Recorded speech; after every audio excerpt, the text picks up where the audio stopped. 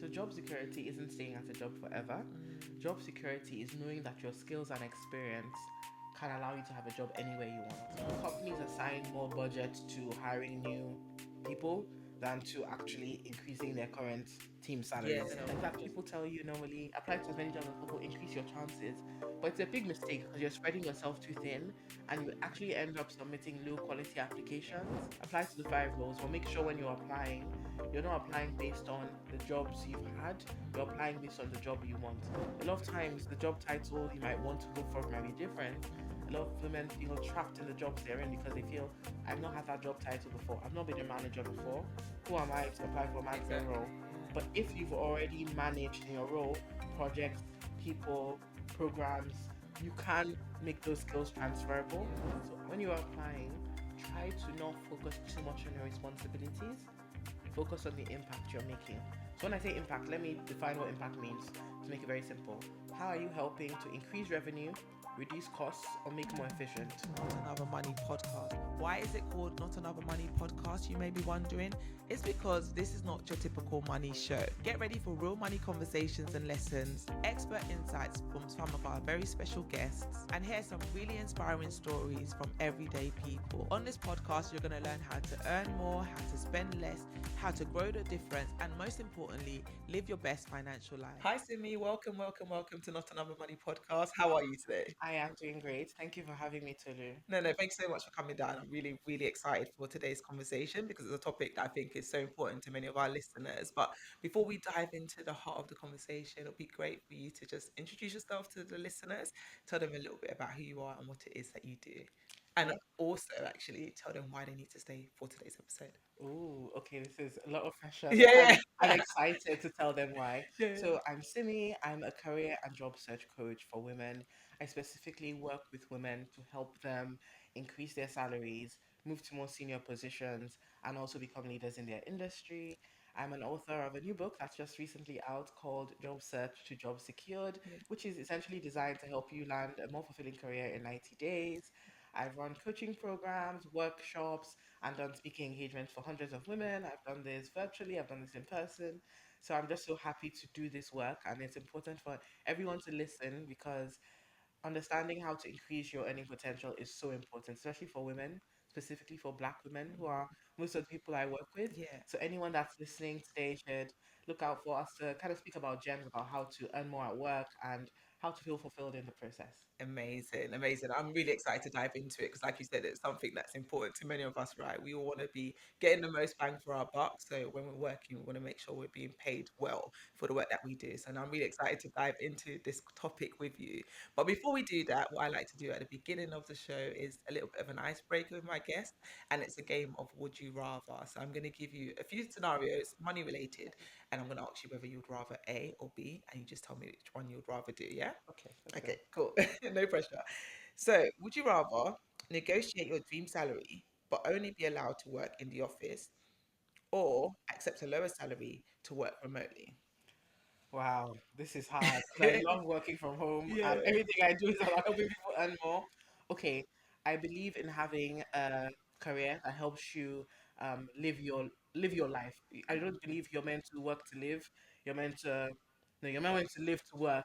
You're meant to work to live. Mm, So I would take the lower salary, work from home because that's my preference. But then I would really make an action plan within the next year to make a move I like to a that. role that allows me to earn more and also have a lifestyle I want. So I'll take the second one, not because I want it, but Yeah. because I really believe like lifestyle is important when you're Mm. working. I like the way you said that. So it's a means to an end. So it's not that you're going to Exactly. take that and just stay there. No, you're going to be there, but plan and strategize as to how you're going Exactly. to get out soon. Okay, I like that. Exactly. Okay, so the next one then is: Would you rather have a job where you make millions, but your work has no meaning? So you're getting paid a lot to do a job that doesn't have meaning, or earn just enough to get by, but positively change lives every single day. Another hard one because I really believe you can have both. But I know your Yes. questions are really tricky. I would say the second one, obviously enough to get by. I don't think that's enough. I believe we're called to live life abundantly. However, I do feel there are lots of fulfilling jobs that do pay well. It's just a matter of Mm, finding it. So I would still have a caveat to that because it's great to earn a lot of money, but if you hate yeah. the work you do, you'll be miserable. Like money can buy happiness, they say, but there's a limit, right? Yes. So you really don't want to be, for example, a kind of damaging your mental health or anything just for the money. So I will take the second one, but as I said, caveats, there will be a way for me to earn more and love what I I do. like it. Yeah. I love that. Okay, next one then.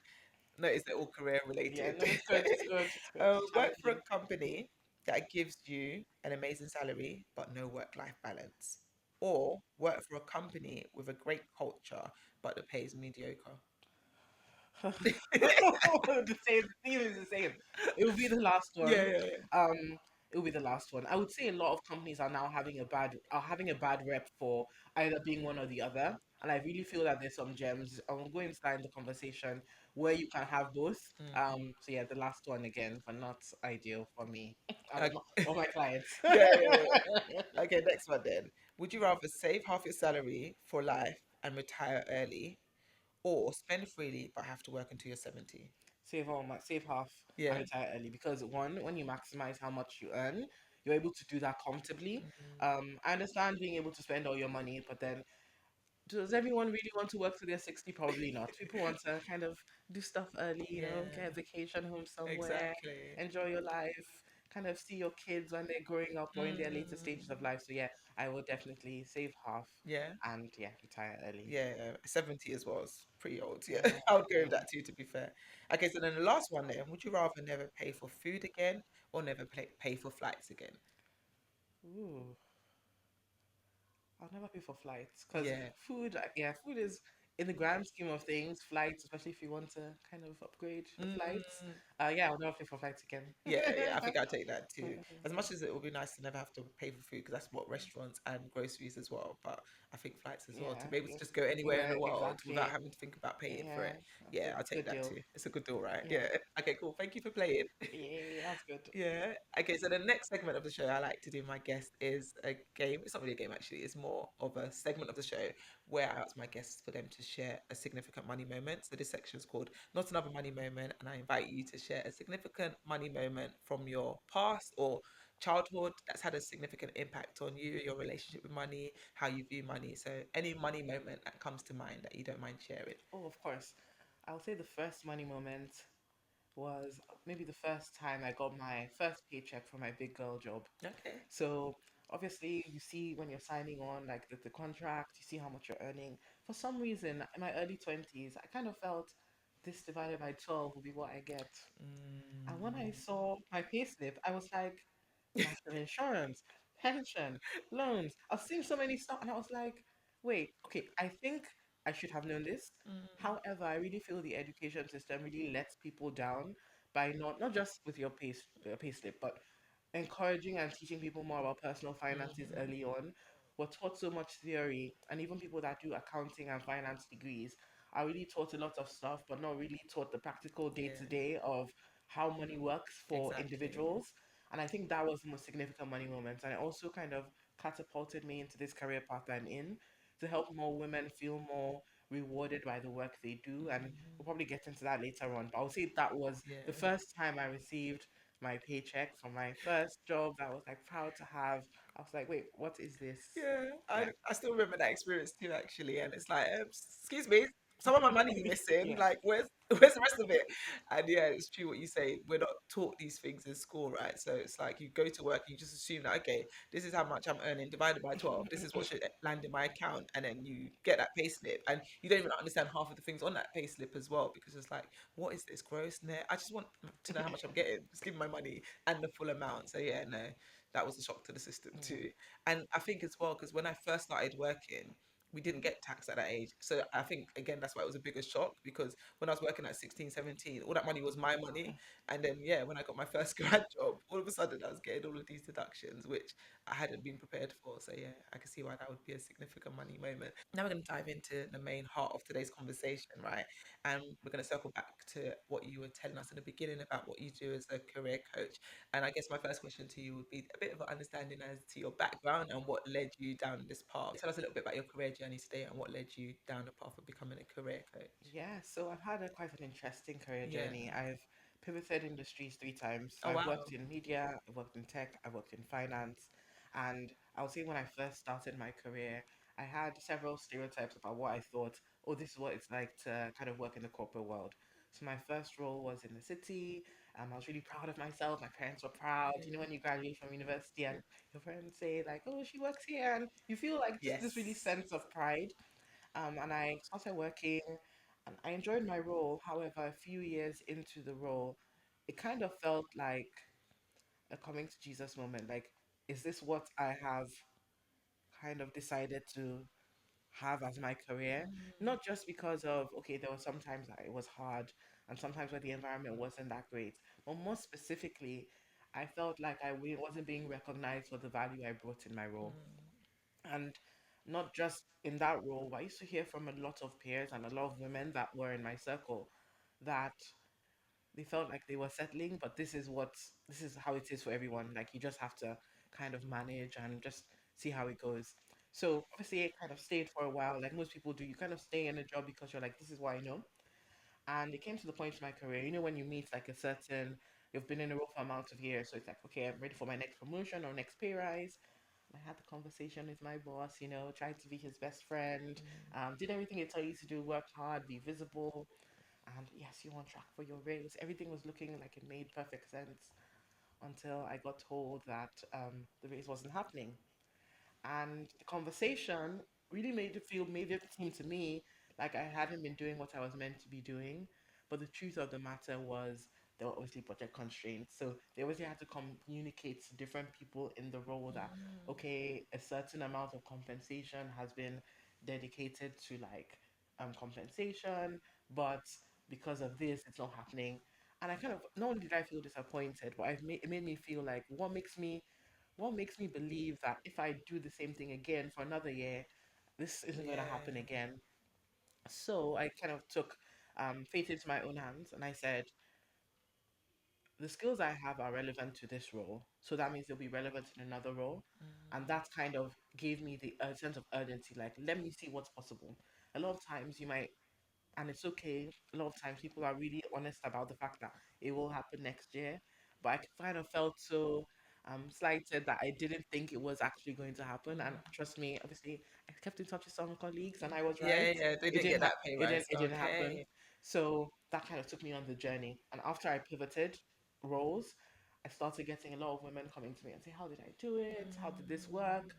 And that obviously led me to kind of coaching informally, having phone calls here and there, to running formal career workshops. We ran them with all my at that point, charity ran them with several corporate companies where we used to invite black women in and train them and teach them the skills of the future about how to get new roles and make themselves more marketable in the job market. And then, of course, COVID hit. So Yes. that kind of made me transition from in-person workshops to online coaching programs. And Yeah. I've been doing this ever since that way. Obviously using lessons learned from my career and my first set of clients and turned it into this amazing program and now this book to help more black women move to careers they love. That's amazing. It's an amazing journey you've been on. And I love that what the company did that pushed you into this new career path, you were able to take that to then help other people. Hmm. So what others would see as, this was a loss, a setback. It's like you took that and you're like, no, I'm not gonna let this stop me. I'm gonna use this to pivot me into my destiny, basically. And you said something as well, you didn't actually mention it, but I saw it when I was doing my research that you were able to double your salary just a month after being denied that pay rise. Can you talk to us a little bit about how you did that? Because that's Yes. that's big and you didn't Yes, mention it. yes. So, Yeah. something I would love to say, I think first off is just the way compensation works in general. Mm. Companies assign more budget to hiring new people than to actually increasing their current team Yeah. salaries. Like that's just standard information. So once you have that information at hand, it really empowers you to know that when you are actually looking for a new job, your earning potential is higher simply because they're prepared. Obviously, they have a gap to fill, so they're prepared to pay money. So one thing I did, which was super important, was I communicated my salary expectations, not my actual salary. A lot of times, people when they want to move to a new role, and although the recruiter or hiring manager isn't meant to ask, they kind of ask you what you are on or what you are Mm. expecting, and a lot of people take that question as saying what they're on. Yeah, which is And what when I've you s- always done. Yeah. and when you say what you're on, people think, okay, we'll be doing her a favor if we give her this much more, Mm. and that way you're capping yourself instead of doing that industry research to actually understand this is what people with my level of experience, people that have delivered the value I've delivered, this is what they are earning.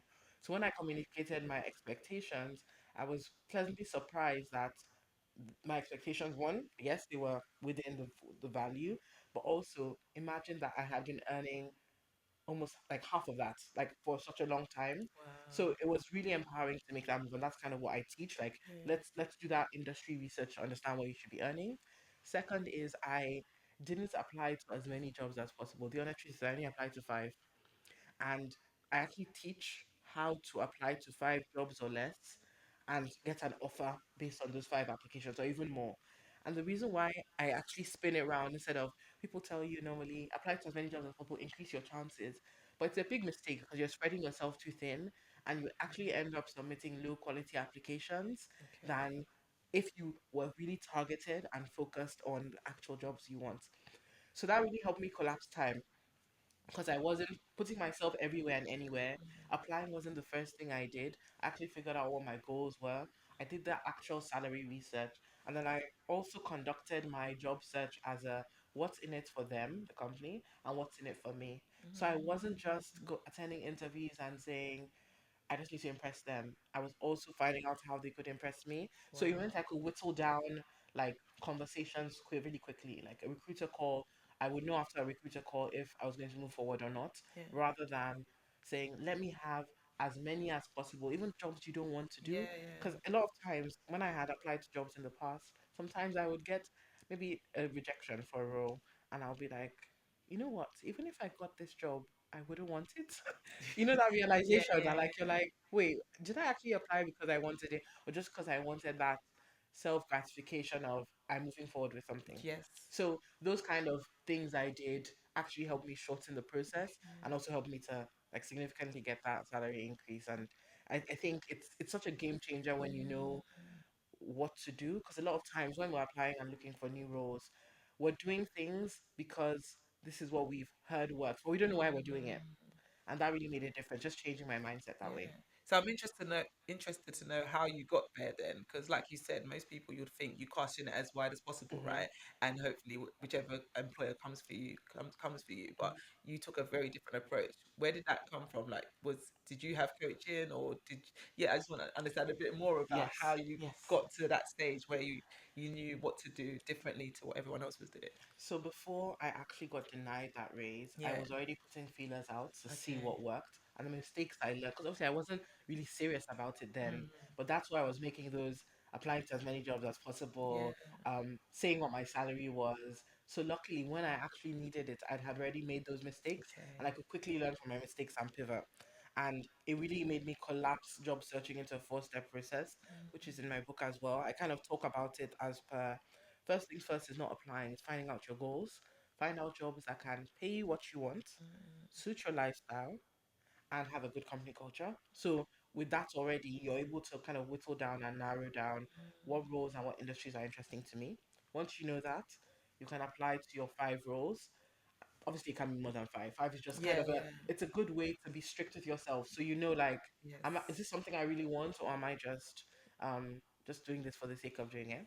Apply to the five roles, but make sure when you're applying, you're not applying based on the jobs you've had, you're applying based on the job you want. A lot of times the job title you might want to go for might be different. A lot of women feel trapped in the jobs they're in because they feel I've not had that job title before. I've not been a manager before. Who am I to apply for a management Exactly. role? Yeah. But if you've already managed in your role projects, people, programs, you can make those skills transferable.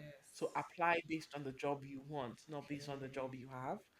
Interviewing, making that a two-way street, making sure you're finding out things about your progression at that company, what anything that's important to you and is the reason why you're leaving your current role. Yeah. Make sure you find out in the interviewing process what that experience would be at that company. And then finally, the negotiation, which is just so Oh key gosh, yeah. because a lot of people treat their salary like a surprise party and Yeah. say, okay, when I get the offer is when we'll talk about money. Mm. But when you do that, you're setting yourself up for disappointment because one, they can't read minds. The recruiter can't read your mind. The hiring manager can't read your mind. But the second thing is, a lot of times they're very used to hearing people negotiate. So you negotiating isn't something special. Everyone is doing it. So normalizing negotiation is really, it was such a big deal for me, Yeah. and it's something I want more women to know that they should be doing. And why do you think so many women don't do it currently? I think it's a cultural thing. Yeah. Um, let's say money conversations in maybe women's spaces are not as popular. So when we go into the corporate world, we're not used to talking about money. So we Mm. shy away from the conversation, or we don't want to seem greedy or Yeah. be an angry black woman. Yeah, We just want to exactly. be cool, calm, and collected, maybe loyal, satisfied. And the funny thing is, men are brought up to be risky, to challenge the status quo. And you know what? Negotiation is just a conversation. When you think about it as this is a conversation I'm having because they're providing me, like, I'm providing them value. They're providing me a role to give that value in. Let's have a mutual understanding about how this can work for Yeah. both of us. That's what it is. It's Yeah. not like give me more unless I'm not joining you. It's, oh, based on what we discussed in the interview, here are the skills I'm providing, here's what I've done in previous roles, just based on what I know from the Yeah. conversations and just from the market research I've done. People are normally earning in this range. Can we meet halfway here? Like it's a very simple conversation, and recruiters are they're actually surprised when people don't negotiate Yeah. because they're so used Because they're so used to to it. everyone Yeah. negotiating. So I just want less of us to do ourselves a disservice. Yeah, I think it's a difficult thing when it's not your natural way of doing things or you've never done that before. Because Mhm. I remember when I first got my first graduate job, for example, I didn't even think about negotiating. Mhm. I just asked what the salary was, Mm. and that's what I was paid. It was only a few years down the line where I started speaking to colleagues, found out that I was being paid a lot less than Mhm. some of them in my team, and it's because they negotiated when they Yeah. joined versus me. I was just happy to get that grad job, Yeah. so I do think that there's work that needs to be done on self when it comes to this whole job Yeah. application thing because like what you're saying, I feel like there's a level of boldness that you need to have to be able to do this career switch or switch industries or do these negotiations in the job in the job interview. I think a lot of women, I say a lot of us because I've definitely been like that in the past, always feel like not just almost feel like grateful to be there. It's like, oh, Yeah. I'm just happy I got this job, and yeah, I'm just gonna do the best I can in this role. Not appreciating what you bring to the table. Yeah. So I guess my question to you is like, how do women overcome that first step? Because I Yeah. feel like that's the mindset shift is the Yeah. biggest hurdle when it comes to this whole career switching or Yeah. negotiating for Yeah. higher salary and stuff. Well, on the negotiation piece, you don't have to change who you are Yeah, in yeah. order to get what you want. So you can actually negotiate in several ways. So just in terms of how you do it, sometimes people negotiate over the phone. Mm, So if it's a quality, you're close to the recruiter, you've built like a relationship, you feel more comfortable. A lot of times, some people are a bit more shy and actually reserved. Maybe they want time to think about what to say next. yeah, And you can do it over email. So there are different ways and styles you can do things. You don't have to kind of become like this kind of false person or kind of change who you are. And because a lot of times people that work with me in my programs, when we get to that final stage, sometimes many of them are just like, okay, Simi, let me just take it. I just don't want to have to deal with this. But I'm just like, okay, let's actually just choose what we want. What would you like more? Let's remove the fact that you have to do this. Let's think about what you like at the end of it. And then we reverse engineer the process. Okay, what's do you feel more uncomfortable by the fact that you have to say it? Okay, let's write it in an email. And we can do it in such a way that you would not feel anxious about when they reply, what to say back. We'll kind of have a plan as to if they say this, we'll say this next. yeah, If this is not available, we'll ask for this next. If you're more comfortable on the phone, maybe because you've built that relationship, you're then able to kind of lay all your cards on the table at once rather than like a back and forth with like email and stuff. So from a mindset perspective, just remember that you don't have to change who you are. yeah, You're able to still be yourself if you're naturally reserved, if you're naturally outgoing and maybe a bit bubbly. You can still navigate the yeah, process and be yourself. Even during the interview, you don't have to change who you are. Obviously, show up confidently, but you don't have to pretend to be someone else. Even in your applications, because you're showing up on paper in the application, you're showing up in real life in the interview, you can still be yourself. yeah. Yeah, I like that. I like that. Yeah. Okay, so then the next one I've got for you then is what gave you the push to not settle for less, especially when so many women do. So that's circling back to you at your workplace where they didn't give you that pay rise, right? And you even mentioned it that many of your colleagues stayed and didn't get that pay rise Yes. a year later. So what made you in that moment be like, no, I'm not staying, like, Yeah. and make that jump? I think for me, so I'm a woman of faith. So I think, okay, first I'll just talk about that part and I'll talk about the Mm, practicalities. as I said, I used to have those feelings of, is this all that there is for me? And one of my anchor scriptures in life is John 10, which is when Jesus said that he has come so that we can have life in abundance. Like God wants us to live a rich, abundant life. Like we weren't brought here to suffer. Mm. Actually, none of us even asked to be born in the first Yeah. place. So like we're meant to live a life that's kind of full and enriching. And at that point, I was really feeling, based on what I'm delivering to this company, I'm feeling undervalued. Another reason why I'm kind of really motivated to always like seek the best, especially for my career and for Black women's careers in general, is we are generally underestimated compared to our peers. There will be times I will actually go into meetings with my colleagues, not meetings, like networking events, and my colleagues will say where they work and what they do, and people were like, okay. And I would say the same thing, and it would almost be like they didn't believe me. Yeah, Like like you. they'll be like, oh, like really? Like it's almost like a shock Yeah. because I'm a Black woman and they don't Wow. normally see people that look like me in those In those spaces. positions. So things like that always inspire me to not like I live to prove anyone wrong, but you are able to get the best of the best and don't let people's perceptions deter you away from getting the best. Yeah. If you want to be a manager, if you want to be a director, if you want to lead a team, if you want to move to a certain industry that you feel is beyond you, you can do it. It's just about how am I making my experience and skills valuable. So that really pushed me, just my faith and my natural tenacity. No, and I really want all women to have that as well for themselves, regardless of their season of life. Yeah. Moms, carers, daughters, whatever your identity is, like just know that what you want is possible for you. And that leads nicely into my next question, actually, because again, when I was doing my research, I saw that you make the statement that you help women to secure salary increases of 10 to 50K in a short space of time. How are you able to do that? Talk us through that because Yes, that's a big statement that you yes, make, and obviously you have to back that talk, and I'm sure you do. So please, yeah, tell us yes. how you're able to do that. Yes. So if you notice 10K to 50K, those are all five-figure salary increases. Yeah.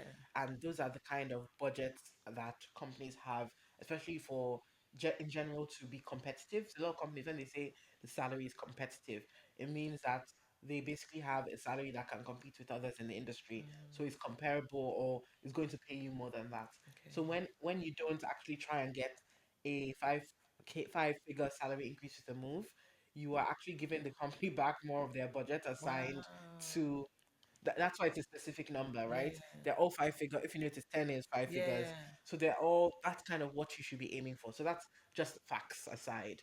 So when Wow. So wait. So within one job change, a 10K minimum should be your expect. goal, yes, that's what Wow. you should be expecting minimum. Where Because was you if 15 years ago? because if not, you're not going to see a difference in your paycheck. Remember Yeah. all those deductions I Of spoke about ages course. ago? Like if you don't have at least 10K more being added, you're just going to see another payslip from another company and it's going to look the Yeah. same. So at least 10K is going to give you at least something extra more That you will that's notice. coming that you will Yeah. notice, right? Also think about it for you. Would you want to go through that whole process only to be earning roughly the same? So that gives you kind of this is what I should be aiming for. I should be aiming for 10K to 50K more. Of course you can aim for more than that. Yeah. But I'm just giving you like a realistic range of what I've Yeah. seen and helped clients achieve. Okay. So that's 10K to 50K. The amount of time, most times I say 90 days or less, 3 months, that's like a quarter. That's an ample amount of time to follow that four-phase process I spoke about. Your job search goals, applications, interviews, and negotiations. Job search goals are something you can basically do within yourself and find out. You don't actually need to start anything to do that. It's just about knowing what you want and what you want to achieve. But the applications phase, interview phase, you need to give enough time for that. But when you work with me and together, what we do is I help you time block how much time you should spend on what, and then we work through each phase together. I always give you a framework to work through everything, so you're not starting from scratch or trying to figure out what should my values be. What am I looking for in a company? I'll tell you all the types of Yeah. values you should have. Okay, Okay. what's the kind of the working hours like? What's the compensation like? What the bonus is like? What kind of benefits would you get? What kind of work do you want to do? We'll work through that together and we'll identify that piece. From an application perspective, we could work on how are we going to get those five applications done. Okay. I will give you the tools to obviously work on your CV, resume, whatever part of the world you're called. Yeah. You're in, you call it different things. But your CV or resume, your cover letter, and your LinkedIn to kind of polish up those materials to make sure your application ready. So when recruiters see it, one, they kind of say, okay, this is the person we need to move forward for in the interview, but also you don't have to apply to jobs. Jobs also apply to you. So I've had a lot of clients that we work together, we revamp their CV, their cover letter, their LinkedIn, and they actually ended up with a job that they didn't apply for. Wow. Someone came to them because of how they They've had now positioned packaged themselves, themselves. and Yeah. those were the opportunities that they actually wanted. So Wow. you're actually able to take control of your job search because it's two-way process. Not you're not the only one applying. Things are you're also getting leads, right? The interviewing process, we work on prep together.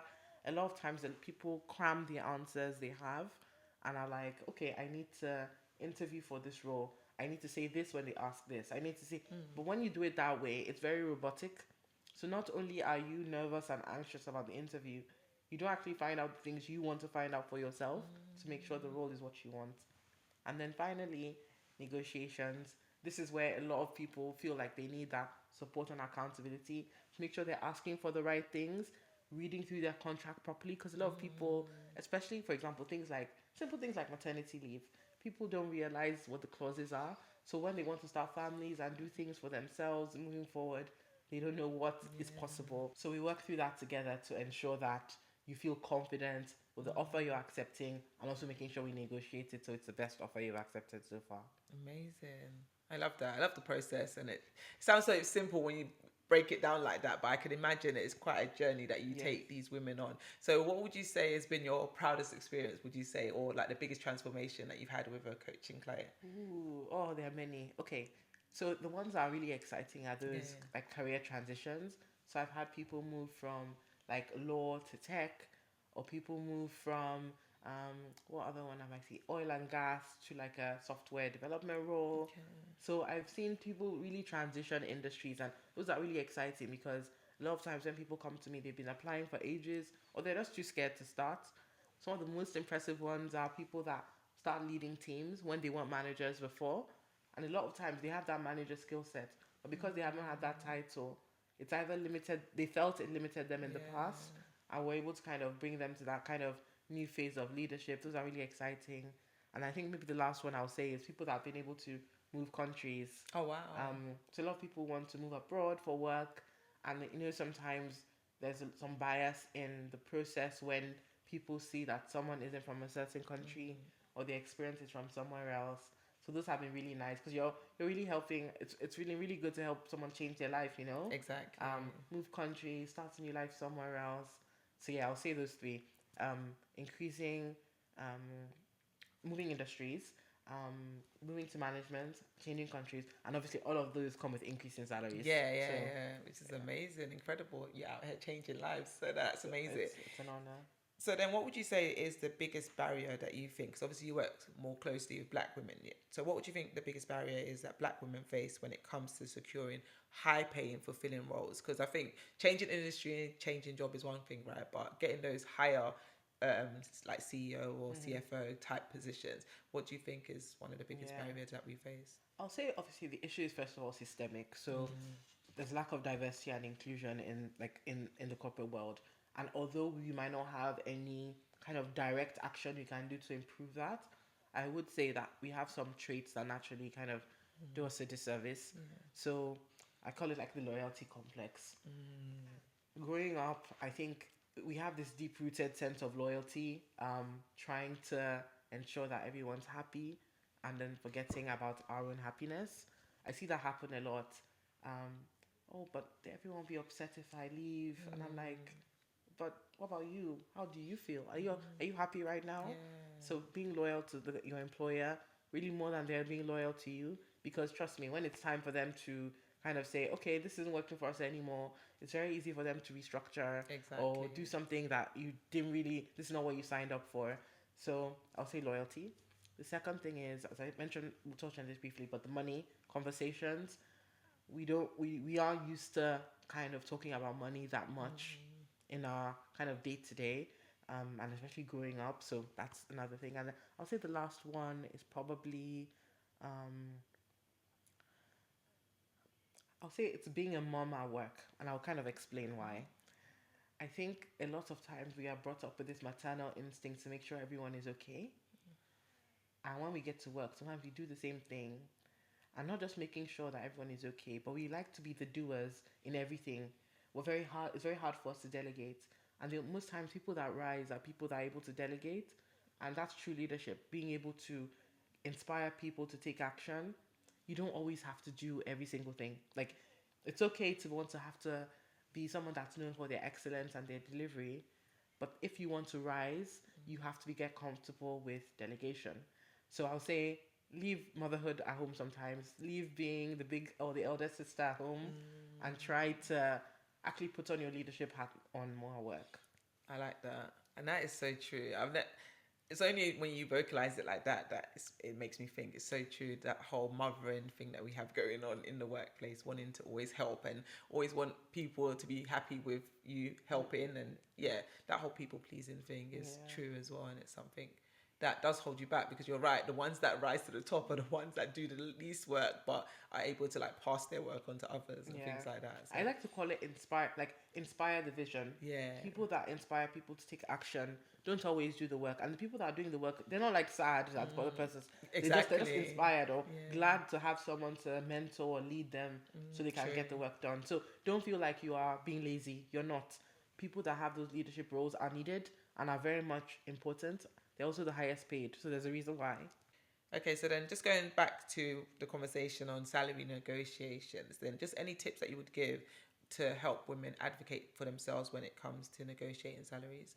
I know you kind of mentioned already about putting it in email if you can't, if you're not comfortable enough to say it to them, but Yeah. anything else that you can I'll think give of? one more. Yeah. I'll say, don't. This is, people might be like, what is she saying? But it's so important. Don't attend an interview unless you know what the salary range is, because you are potentially wasting your time if you end up disappointed down the line. So there are two ways to approach it. Most times there'll be like some sort of pre-screening or like a phone call with a recruiter or something beforehand that's screening you as a candidate. If they ask for your salary expectations, give them your expectations, not your salary. If they don't ask at all, reach out, ask for the budget for the role. It really Really? makes a difference because they also want to know that they're not wasting their time. Okay. Because if you all get to the end and they say, "Oh, this is," and you're like, "I'm not happy," you've kind of they've wasted resource. They brought people out of work to interview you, and then the candidate wasn't like a qualified or not qualified, a well vetted candidate. Yeah. So avoid wasting your time and theirs. Don't attend interviews you don't know the budget for. Wow, I'm so glad you said that, because I've always been of the belief that you shouldn't ask about the money too early on in the process, because you don't want them to think that you only care about the money and not about the job.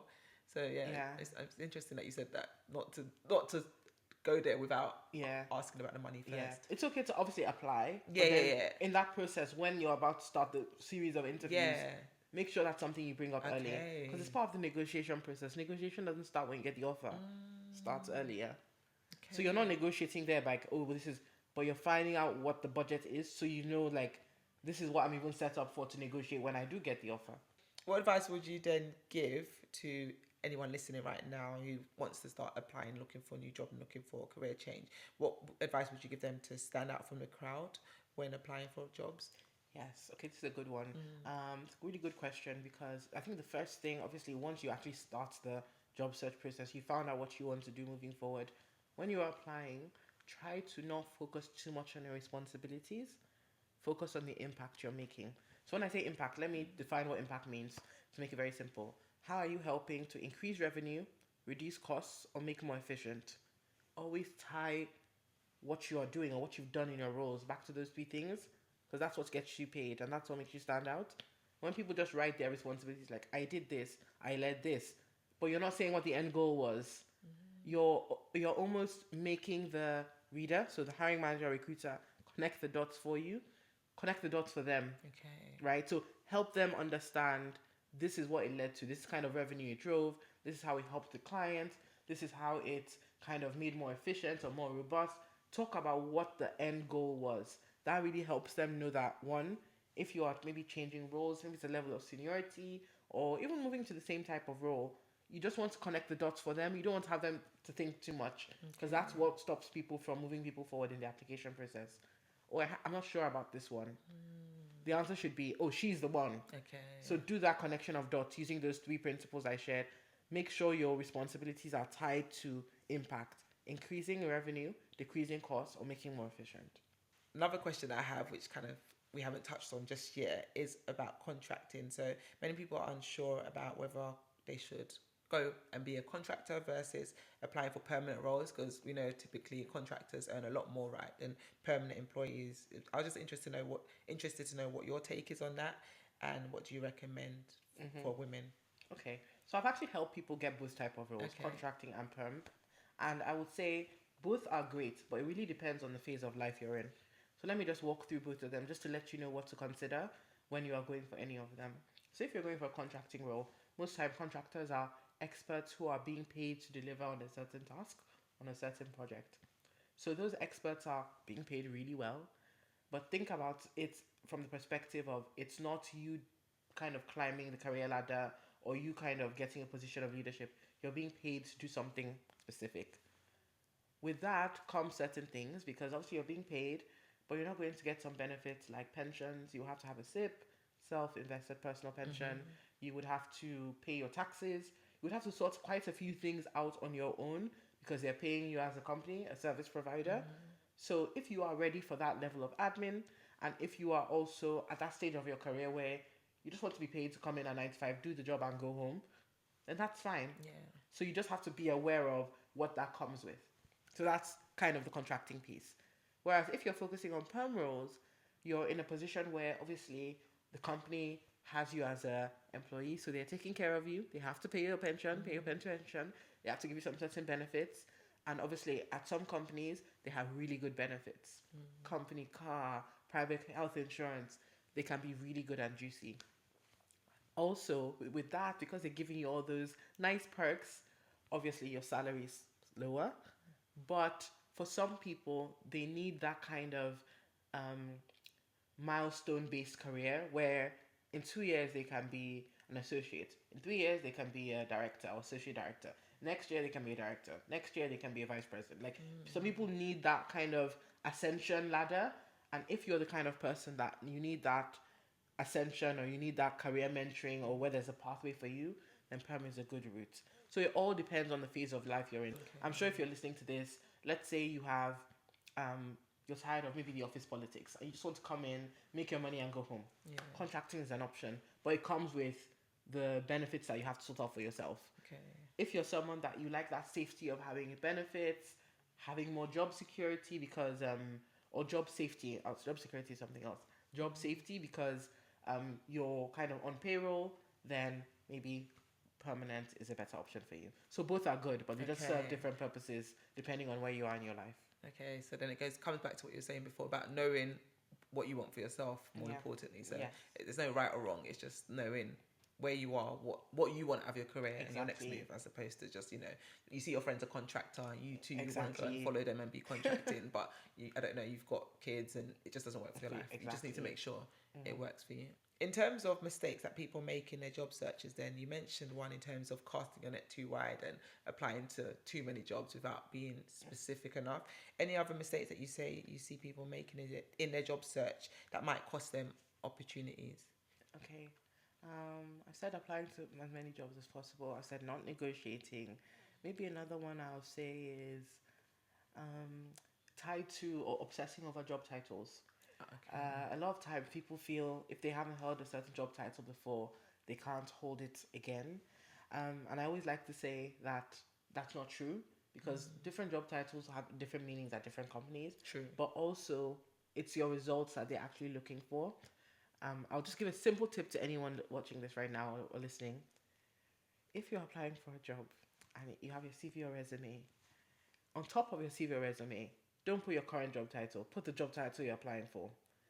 I know it sounds like That makes such a sense. I know it sounds like such a really trivial thing to say, but if you're applying for maybe a director of operations role and you are maybe a mid-level operations associate, why would you put that when you're applying for a director? Like you're just confusing them and telling them you're working at a level lower, even when you've already achieved the results of a director. Yeah.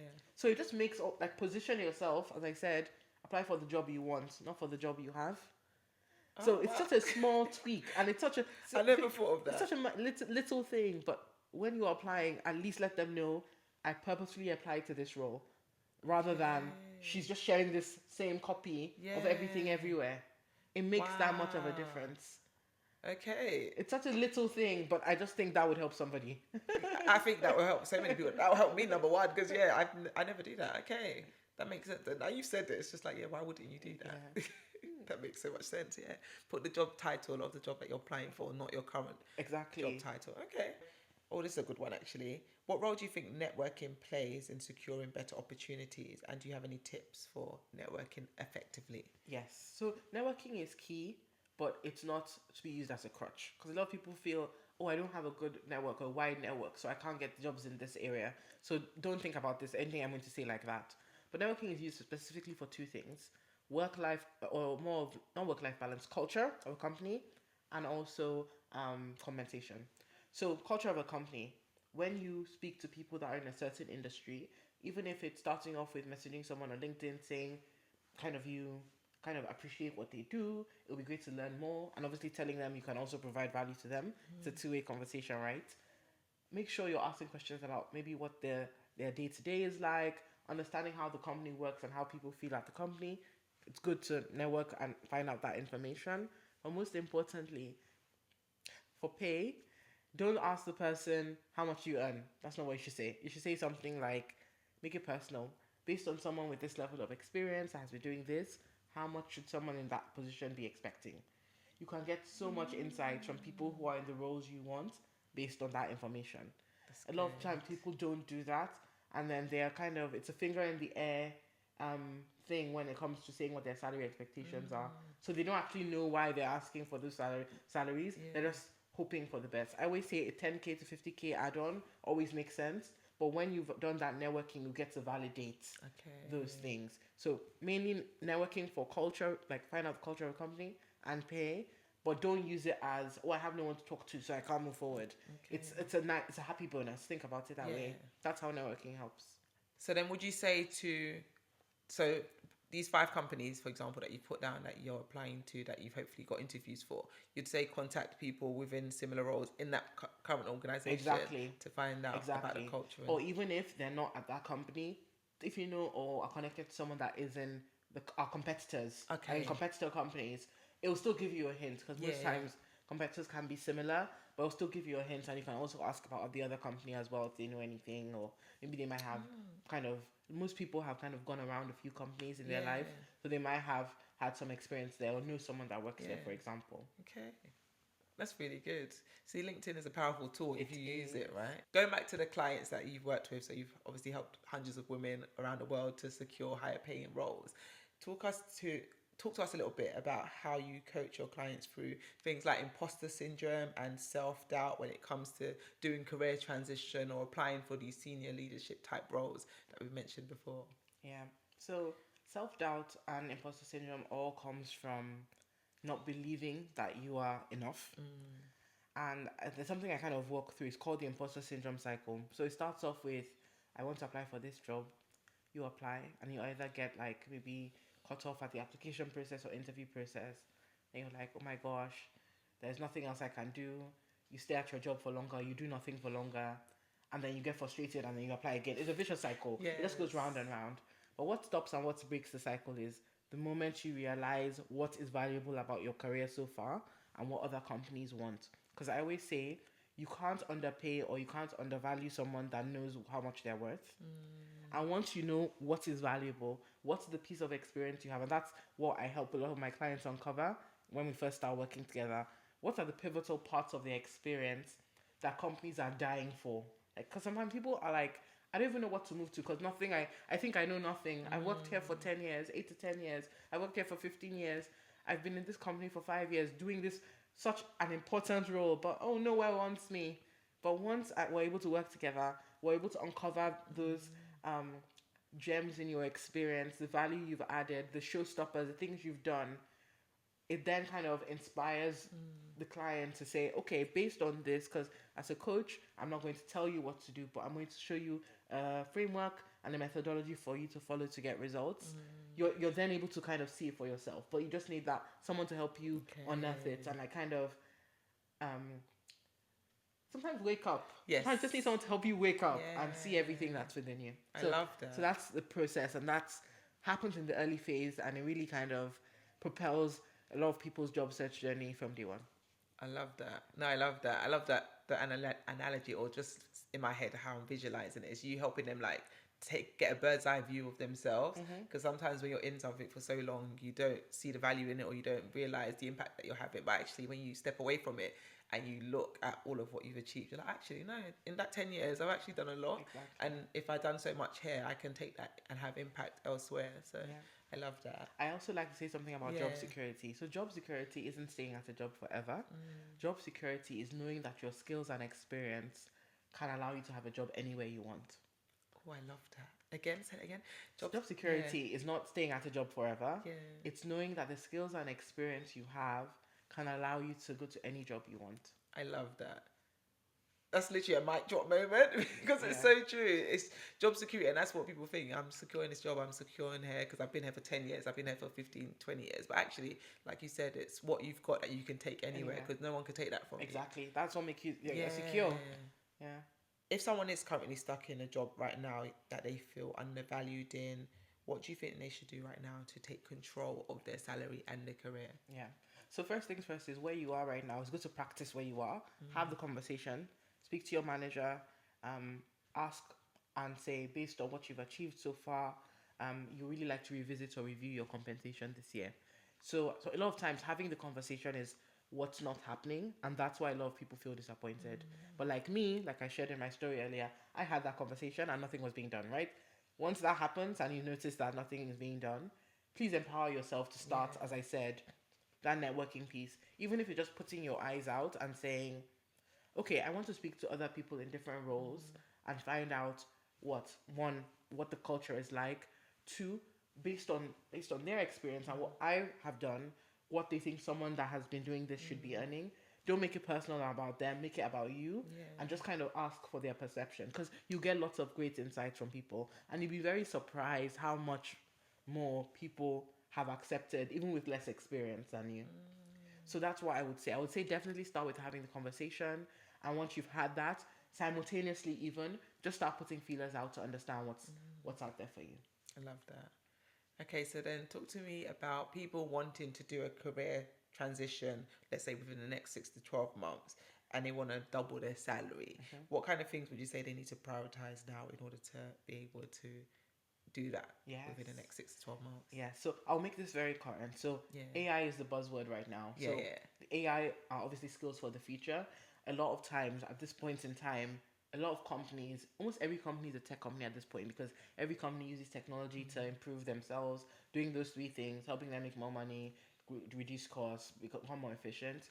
So what you need to be doing at this point is you need to kind of be ahead of the curve and basically talking about how technology can obviously is working in your space right now and what value add you can provide in that space. Because if tech is already coming in and automating a lot of things, they need to see that you being a thinker is actually more valuable than the tech. So I think being able to anchor the fact that yes, this is something that's important in your space, but being able to demonstrate that you know that, that's enough to actually kind of make you stand out. Because a lot of people are still talking about being doers and being people that are like kind of in the weeds of things, but showing that you are coming with the ideas, showing that you are coming with the innovation. I think this applies to most industries as well. I think that's basically what's going to help people stand out in the job market. But most importantly, just because of where we are, obviously with the kind of economy, I think it's really really important to bear in mind that when you are looking for a new job, that 10K to 50K increase is the sweet spot. Don't be accepting anything less at this point. So I would really encourage anyone that's kind of thinking to I need to increase my salary this year, use that as your kind of north star. What advice would you give for someone then preparing for a performance review or salary negotiation? Yes, yes. So similar, I think performance reviews and salary negotiations, Yeah. although one is internal and one is external, Yeah. they have similar traits. Okay. I'll say a lot of times because you've done that interview prep, maybe in your performance review, you have something where you have to reflect on what you've done over the year. Try and bring out 2 to 3 key points that kind of show like your stellar performance this year or stellar performance in the past roles. And then anchor it in, I'll repeat that again, how it helped to increase revenue, Yes. decrease costs, and increase efficiencies. Efficiencies. So just making sure that you are presenting something tangible, I'll say that really helps. Another thing you can do as well is, because you've had in both of those phases with performance review, make sure you have the conversation about wanting a salary increase before the performance review, so it's something you can revisit, so it's not like a surprise that you're asking for like more money or a more senior position. And with the salary as well, salary negotiation, because you've asked about the budget straight up, you probably know the range about how much more you can negotiate, so Yes. that makes you more informed as well. So I'll say, one, being able to know your key 3 points that you want to present that show like you have demonstrated something that's worthwhile the increase, but also making sure that that point is the second time you're having the conversation, Love not the that. first. Okay. So then, with the performance review, then how often do you think, or trying to get a pay rise, how often do you think people should try and have that conversation with the employer? I would say use one-to-one meetings with your manager very well. You don't want your one-to-one meetings or everything to always have to be a formal discussion before you can discuss it.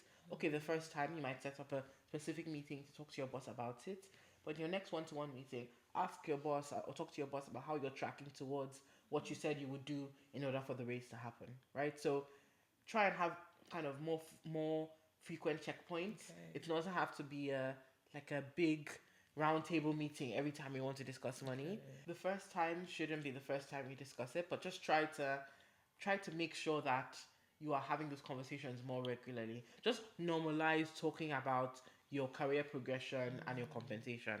It's very, I think people will be surprised how much white men talk about money with their boss. People Yeah. say, "Oh, my son's going to private school this year. I need a raise." Mm. People talk about, "Oh, I need to renovate my house," and like people like people Wow. aren't even saying sometimes or leading with their values. They're talking about the things they need to do with their life. So Really? I'm just trying to tell you what your peers are doing. So Yeah. trust me, talking about the 3 things you've done this year is Wow. nothing. Like it's You're actually nothing. justifying that Yeah, raise. yeah, Yeah. yeah.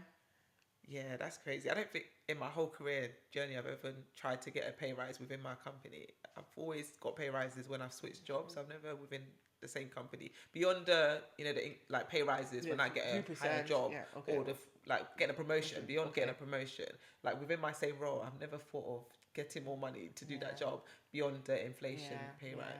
yeah, yeah. But Wow. it's okay because once we know better, we do better. Oh yeah, Yeah, exactly. definitely. Yeah, next half of my career, I'm not having it Yeah, because yeah, now I know it. yeah. Now I know that.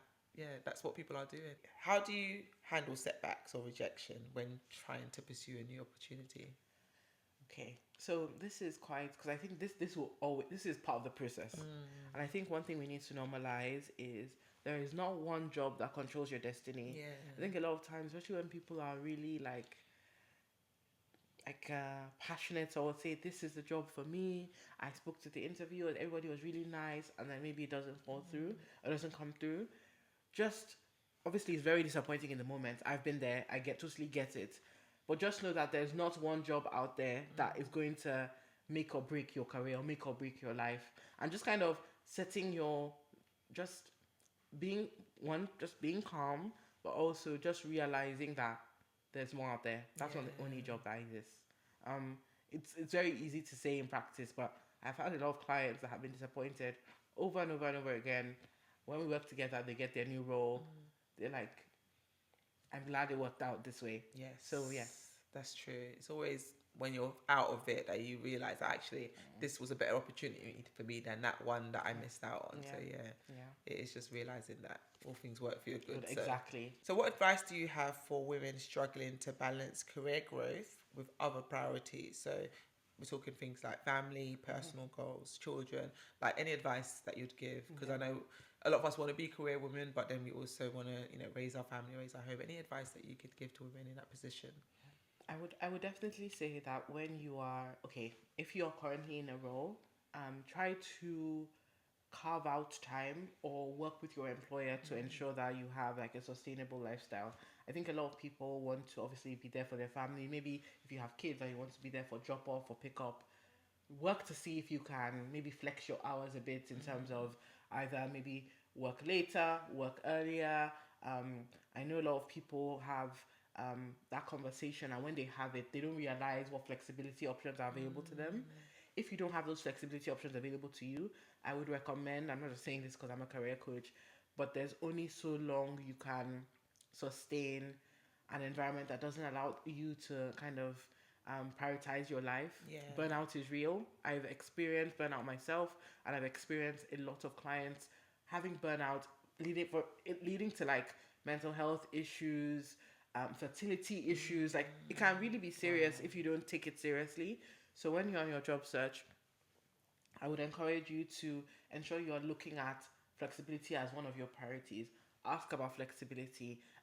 You don't even have to go as far as divulging all your like kind of like needs in terms of if you're a carer, if you how many children you have. I'm not saying that all those details are necessary, but it's good to understand what work life balance is. Some companies have like days where maybe a day off during the week, or maybe they finish early on Fridays, or the ability for you to work 4 days a week but still be on full pay. That's something I've helped someone negotiate. Oh wow. So they've done a 4 day week, but still, literally, we negotiated the fact that it was obviously 5 days a week to start, and then she asked if she could work four on the same pay, and that was the negotiation for her done. Wow. Because that means she was being paid. She was being paid more for less work. Yeah, yeah. I've helped people negotiate about 45 days of paid working days. 45 days, 45 divided by 7. That's about 6+ weeks, almost 7 weeks Wow. holiday, which is possible. Some people just don't know what they can That's negotiate. the thing. You don't know that those things are negotiable. Exactly. So when you work through the process, obviously when you get to the end, make sure the package works for you on a whole. Don't just think about the salary alone. There are other life elements you can negotiate as well. That's so good. That's so good to know. Because yeah, like you said, it's usually salary increases that we think about negotiating, but things like doing reduced condensed hours, that's a really good one. Never thought about that. No, this what we negotiated was actually condensed. It was Oh, just it was 4 days. condensed? It was just 4 days a week instead of 5. So she was Oh, so she wasn't working longer days for no those 4 days. So she was doing part time, but on the same full time salary. So that's what we Oh, negotiated wow. for her. She did not think it was possible, but I said let's just try because it's something she wanted. Oh wow. Okay, no, that's not what I thought you were saying. I Yeah. thought she was Yeah. working longer days. Yeah, it's possible. Wow. So if you don't ask, you would not know. And was that from the jump, from a new employer, or was that within her current No, role? that was a jump, a new employer. So when the phone was advertised as a 5 day week, they wanted her so much, but because they didn't, she said she wanted to work 4 days on the same pay, and they said okay. Amazing. Actually, I'm saying amazing. Yeah, that's kind of what I did with my last employer. Actually.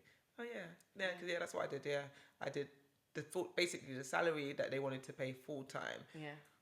It was too low, and I was like, no, I can't work full time for that. Yeah. So I said I could do 3 days for that same So salary.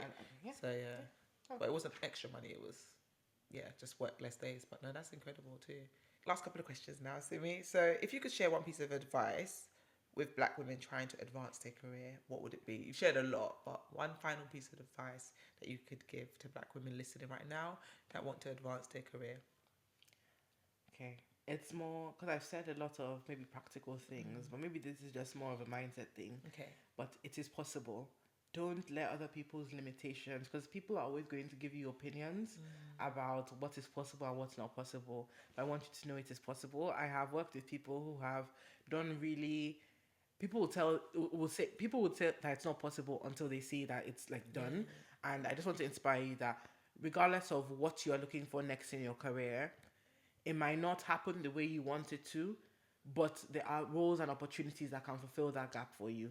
So it's just about going for it. So if you want to get a promotion, maybe the promotion isn't possible in your current job, you can get that promotion elsewhere. The promotion doesn't always have to look like what you thought it would be. It might not be a director here, but it could be a director there. Your career, sometimes it's not a straight line, it's a squiggly ladder, and it's okay to squiggle from time to time. Don't be afraid to go after what you want. Love that.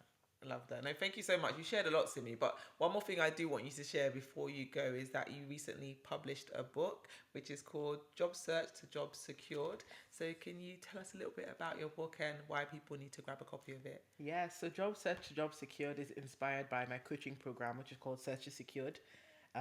The book is really designed to help you in the next 90 days make your next career move. I've given and shared a lot of strategies I teach my clients in this book. We teach you the steps to take and what to consider during your job search. There are also some practical resources like videos and several things that I link to and share in the book. So it's kind of full of resources and packed for you So to. Oh yes, that's the book. got to show the book. So Yes. I hope you can see it in the camera. I'll Yes. put a picture of it on the screen anyway. Yeah, so I really wanted to be able to reach more women because Yeah, obviously I'm only one person, but with a book I can reach hundreds, even thousands. So I really exactly. wanted to package a lot of the gems I teach my clients into a book for people to have. Because sometimes I think moving jobs can be quite intimidating for people. So Yeah. especially when, let's say, there's a lot riding on the move, or you've been at your role for a long time, or you just don't know where to start really. Yeah. I just wanted something for women of um, all levels of seniority, all stages of life, single, married, with kids, without kids, something a resource to have. Yeah. So yeah, that's I what love inspired the that. book. No, I love that, and congratulations on Thank you. publishing this book. So, lastly, then, any final comments, final thoughts? Where can people connect with you? How can people stay in touch with the amazing work you do? Yeah, so I'm on LinkedIn. I'm on LinkedIn a lot, so connect with me there. I'm Simi Awokoya there. I'm on Instagram at Coach Simi, so feel free to connect with me on there. My website, coach-simi.com. I share how to work with me, how to join my coaching programs. You can get my book on Amazon. And a free way to work with me is through my email list. It's called Well Paid and Fulfilled. So I Love help that. women become well paid and fulfilled in their career. So I share weekly emails to help you move closer to a career you deserve and love. So yeah, you can also subscribe to my free email series. Amazing. And I'm sure loads of our listeners are going to, because you dropped so many gems within this hour conversation. So I could just imagine how much more there is to learn from you on your Yeah. newsletter and through your book and all the amazing stuff that you do. So Yeah. I really, really appreciate your time today coming on the show. Like, I can't wait to edit this episode, seriously, because so many gems were dropped and there's so many things I'm going to take and apply to my job search in the future. So, no, thank you so much for Thank coming you on, for Simi. having me. Thank you. This Yay. has been awesome. No, it's been great. Thank you.